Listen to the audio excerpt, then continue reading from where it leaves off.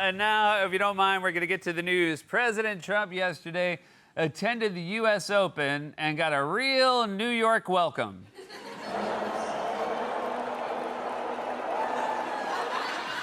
Damn, that's the worst anyone's been booed in Queens since... Okay, actually, it happens a lot. It happens a lot. That was a pretty normal day.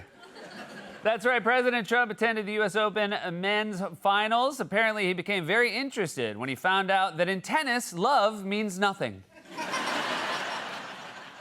That's right. President Trump attended the U.S. Open men's tennis finals and sat in a Rolex-funded luxury box, though in typical Trump fashion, I think he fell for a knockoff. Got the tickets in Times Square. President Trump was set to speak today at the Museum of the Bible, after which it will be renamed the Museum of Lightning. President Trump hosted a dinner for Republican lawmakers on Friday at the White House. Wait, that's the new Rose Garden? It looks like they just got a patio seating at Macaroni Grill. Good job, dude. Nothing says elegance more than chair and table. During Friday's reception, President Trump spoke about installing new grass in Washington, D.C. parks and added, quote, "Grass has a life, like we have a life." Then he paused for a long time and said, "Oh, we should order a pizza." President Trump held a dinner on Thursday night at the White House for the leaders of the world's biggest tech companies, which included all of the executives taking a turn to thank and praise him. And by the fifth or sixth CEO, they were running out of things to say. The bruises on your hand are healing nicely? When asked yesterday about Health and Human Services Secretary Robert F. Kennedy Jr., President Trump said that he has a lot of ideas and added, quote, "We're coming up with the answers for autism, you watch. Unfortunately, the answers they've come up with so far are measles and polio." Senator Bernie Sanders campaigned over the weekend in Brooklyn with New York mayoral candidate Zohran Mamdani. The rally was attended by 1,800 people and over 3,000 tote bags. Authorities in Massachusetts recently arrested 2 people who allegedly stole more than $2,000 worth of clothing from a TJ Maxx store. So, all of it? Actor Charlie Sheen is set tomorrow to release his new memoir, though there's a good chance that what you already know about Charlie Sheen is more than he remembers. New York City's beaches and outdoor pools closed yesterday for the season, in case you're wondering why the streets smell like urine. There's nowhere else to put it anymore. There's nowhere else to put it. And finally, today was Vermont Senator Bernie Sanders' 84th birthday, but when he blew out the candles, everyone at the party was still there. All right, everybody go home. President Trump spoke yesterday at the Museum of the Bible. Either that or he just couldn't remember the word church. I gotta go to that creepy old place with the organs and robes and stuff, the Watchman Bible Museum.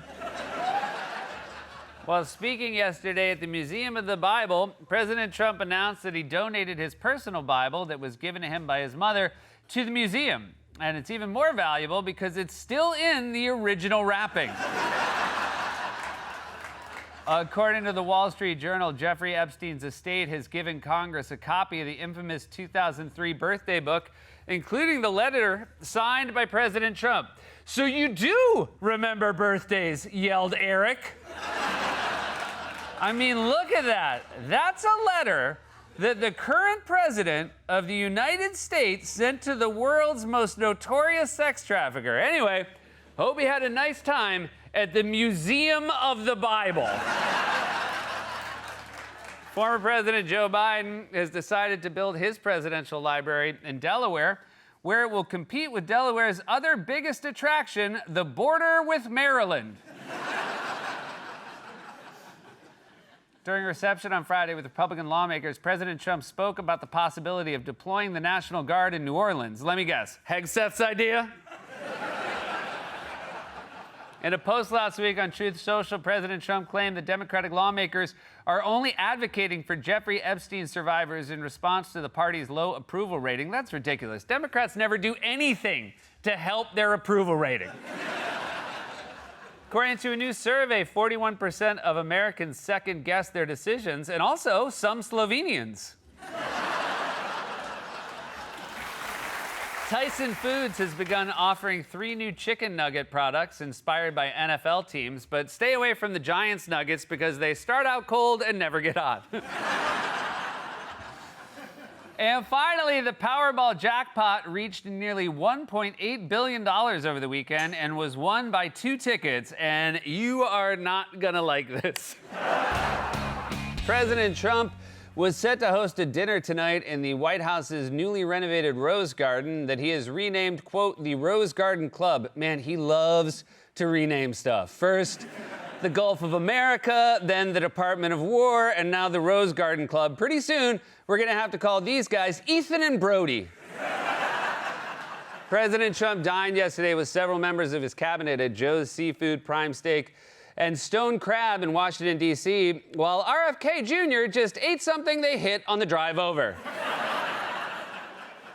The White House yesterday released a 20-page report composed by the Make America Healthy Again Commission. That's it, 20 pages? My 8th grade report on Huckleberry Finn was 16 pages. Did you also triple space and use giant margins? The Wall Street Journal over the weekend published a profile on a divorced couple who still share a house in order to maintain their low mortgage rate. Man, this economy is tearing our families together.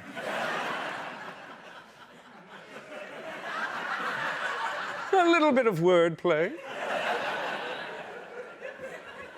New York Governor Kathy Hochul last week unveiled a new mascot to promote the state's school cell phone ban named Frankie Focus. And even he's polling higher than Adams. That was tough. President Trump's task force to celebrate America's 250th anniversary recently announced they will create the world's largest American flag that is expected to be longer than the Empire State Building. It's the biggest waste of money since, just a few days ago, but still.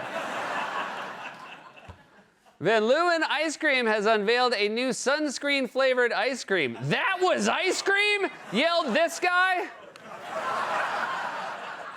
What happened to you, Steve? It was ice cream.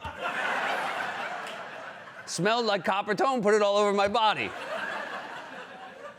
Covered in seagulls all day. It was a real bad day at the beach. Jesus, sorry, Steve. A video has gained attention online that shows a Kentucky nurse performing CPR on a baby raccoon that almost drowned in moonshine after falling into a dumpster behind a distillery, or as it's also known, the full Kentucky. And finally, according to a new study, people who use their phone in the bathroom experience a higher rate of hemorrhoids, though if that's the case, I think you're using it wrong. After Poland shot down Russian drones that had entered their airspace, President Trump posted on Truth Social yesterday and said, quote, "What's with Russia violating Poland's airspace with drones? I don't know, man, but it doesn't inspire a lot of confidence when the commander-in-chief goes on social media all the time to ask us what's going on. At least the last president only asked that with his face." That's right, President Trump posted on Truth Social and said, quote, "What's with Russia violating Poland's airspace with drones? Here we go." All right, I don't love "here we go." It's hard to read tone in a social media post. Are you saying "here we go" like a kid at the top of a roller coaster? Or is it like a fed-up husband in a fight with his wife? Okay, here we go. In any case, it would be nice to have a president we didn't have to read like a magic 8-ball. White House Press Secretary Caroline Leavitt said on Tuesday that President Trump would support a handwriting analysis of the so-called Jeffrey Epstein birthday letter. Well, I know where we could find another example. Republican Senator Thom Tillis told reporters yesterday that Russia is, quote, "really playing us like a piano right now." Playing us like a piano? Or are you thinking of President Steinway over here? After facing conservative backlash, Cracker Barrel announced yesterday that the company does not have a DEI department or use those practices while hiring. In fact, they don't ask you anything before hiring you. You can start today. The restaurant chain Outback Steakhouse had added a new dessert to its menu called the, quote, Chocolate Thunder from Down Under. That doesn't sounds like a symptom. Oh, yeah, I can't make it to the party, mate. I got the Chocolate Thunder from Down Under. Gonna be a few days before you see me again, mate. Thank you. And apologies to our Australian viewers who have constantly told me to stop doing the voice. The NCAA announced yesterday that it has banned 3 college basketball players and permanently revoked their eligibility for allegedly betting on their games and planning to underperform in statistical categories. That's why it's better to be a Giants fan. The players underperform for the love of the game.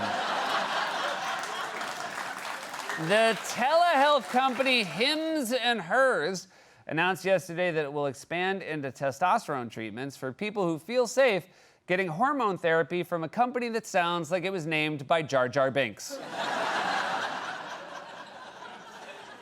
According to a new survey, 40% of adults consult their partner before making a large purchase, while others clearly don't.